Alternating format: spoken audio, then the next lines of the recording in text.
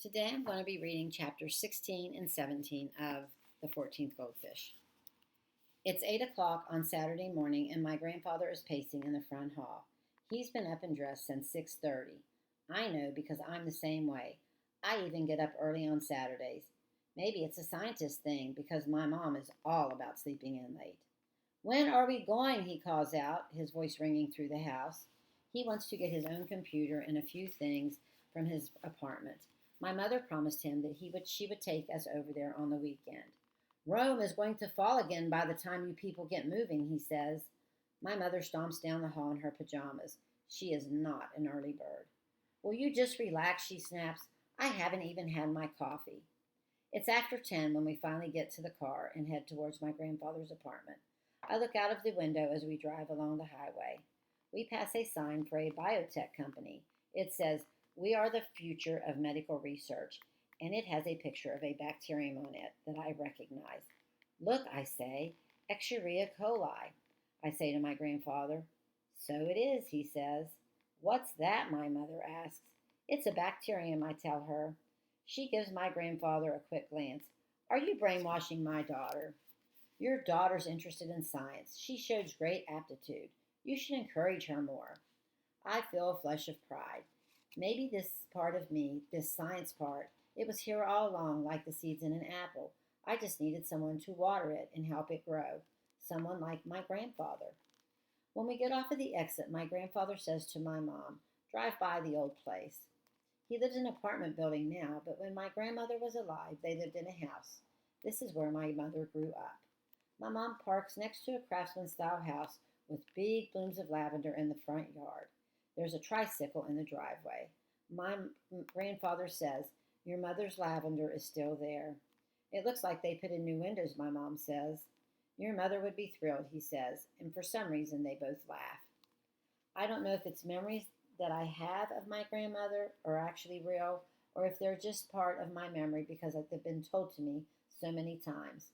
How she wore chopsticks in her hair, and how she stitched up a hole that I had chewed in my baby blanket so that it looked perfectly new. What I do remember is a feeling of people shouting less and laughing more whenever she was near. It's nice to see a family living in the old place, my mom says. Life goes on. My grandfather just stares at the house. I hadn't been up to my grandfather's apartment for some while.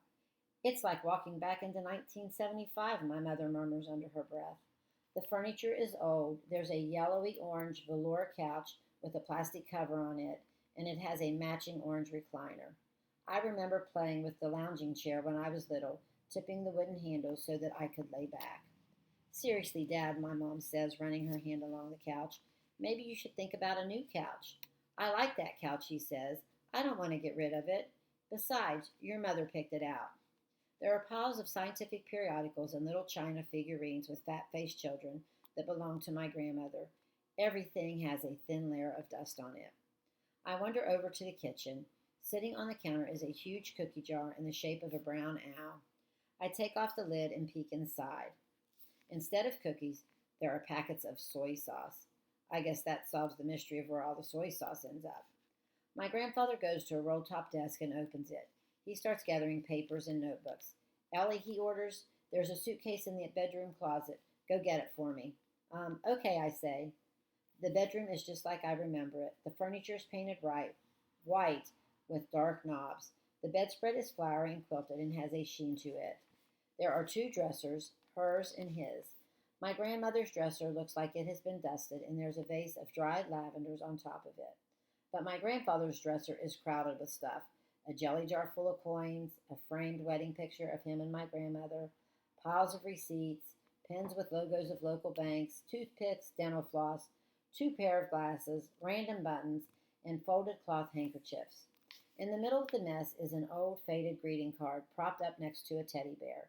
It says Happy Versary in a flowery script on the inside. I recognize the handwriting inside the card.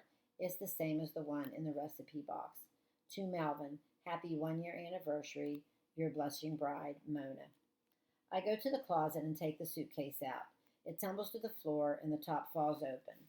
As I am zipping it up, something nearby catches my eye. I feel like a scientist making a discovery. except it's not a vaccine or a bomb. It's a pair of fuzzy pink bedroom slippers. They're tucked neatly under the bed as if they are waiting for the owner to slip them on again. Chapter 17, Law of Friendship. Heads turn when my grandfather comes storming across the lunch court. He hates to do laundry and has started to borrow from my mother's closet when he's running low on clean clothes. Today he's wearing hot pink sweatpants and a Phantom of the Opera t-shirt. I can't believe this reading list, he says. I can't believe this is on the reading list, he says, and he's huffing and he's holding up a book of The Catcher in the Rye. Why? What's wrong with it? I ask. He starts eating my leftover chips.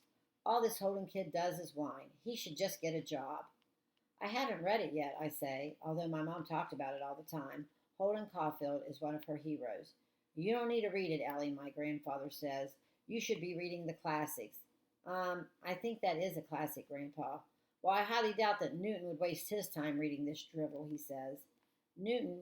Do you mean like the cookie? No, Isaac Newton, the father of modern physics. My eyes are drawn past him in the lunch line where Brianna is waiting to pay. She's with a bunch of volleyball players. They're all wearing their team shirt and have put on silly face paint. Isaac Newton established the 3 laws of motion, my grandfather says, and he points to the plastic fork on his tray. The first law states that an object at rest will stay at rest, and an object in motion will stay in motion, unless an external force acts upon them. He smacks on the fork and it bounces, which in this case was my hand, he explains. Was it science that happened to Brianna and me, where we are 2 objects in motion hurling through space, and then external force, middle school, volleyball, life, hit us? As my grandfather drones on, I wonder, shouldn't there be a law of friendships, that if you're friends with someone practically your whole life, that you can't just suddenly stop and change directions without the other person? My grandfather's voice shakes me back to the present. And that's Newton's laws of motion in a nutshell, he finishes. You've just learned physics, Ellie. Do you feel smarter? I just stare at him. Raj walks up to the table and eyes my grandfather. Like the new look, Doc, he says. Speaking of looks, Raj is wearing a new piercing, a silver ball under his lower lip. My grandfather just shakes his head. Why do you do things like that to yourself? You're going to get a terrible infection. Have you heard of staph? It's self-expression, Raj says. Self-expression, really, my grandfather mocks? Well, I'll be sure to alert Harvard. Raj comes home with us after school. We sit around my puzzle at the kitchen table. My grandfather's been working on it lately. Sometimes when we're watching TV, he'll abruptly walk over to the puzzle table, pick up a piece, and click it into place. It's like he's been thinking about it the whole time. My grandfather gives Raj an assessing look. Do you know any underworld types that could help us break into Building 24? Raj stares at him. Why would I know someone like that? Oh, I'm just assuming, my grandfather says, waving his hand at Raj's black clothes and metal piercings. Raj just gives him a funny look. Well, start thinking of a way to get in, he orders Raj. You're on the clock. Then he grabs his copy of Catcher in the Rye and stomps off to the kitchen. Raj turns to me. Where'd he go? The bathroom. He'll probably be in there for a while, I say. I heat up some burritos. As it turns out, Raj loves them as much as I do. We settle down at the kitchen counter and eat, and we make a list of how to break into the lab. Our ideas are silly. Mailing ourselves to the lab as packages or parachuting in. The strange thing is it all feels so cozy. I wonder if this is what it was like for Oppenheimer and his team of scientists when they were working on the atomic bomb. Did they sit around eating burritos and coming up with ideas? We need a name, I tell Raj. He cocks his eyebrow and looks at me, and then I explain. Like they did with the Manhattan Project, when they were creating the atomic bomb. We try out a few names. The Melvin Sigarsky Project, the Jellyfish Project, the Raj and Ellie Are Totally Cool Project, and then Raj snaps his fingers. I got it, he says, pointing to his plate. The Burrito Project. My grandfather explodes into the kitchen, shouting, They've closed my email account. Who? He is outraged. My email account at the lab. Somebody has closed my account. I can't access it anymore. Wow, that's a bummer, Raj says. But can't you just open a new email account, you know? They're free. I did one for my grandfather. But my grandfather is beside himself. It's not that. All of my contacts are in there. The diver who found T. Malvinus? I don't even know his last name. All I know is his name is Billy and he's from Australia.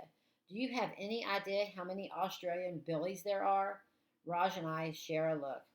A lot, I guess. My grandfather fumes. I bet it was that Terrence guy, the one with the flashy suit. He kept telling me to move my stuff out of the lab. A little upstart. Who does he think he is? I have years of experience on him. Decades. He waves the catcher in the rye in the air like a weapon. And he's just like this Holden character, a phony. There's a beat of silence. Raj says, "You're reading Catcher in the Rye? That's a really good book." And that's the end of chapter 17.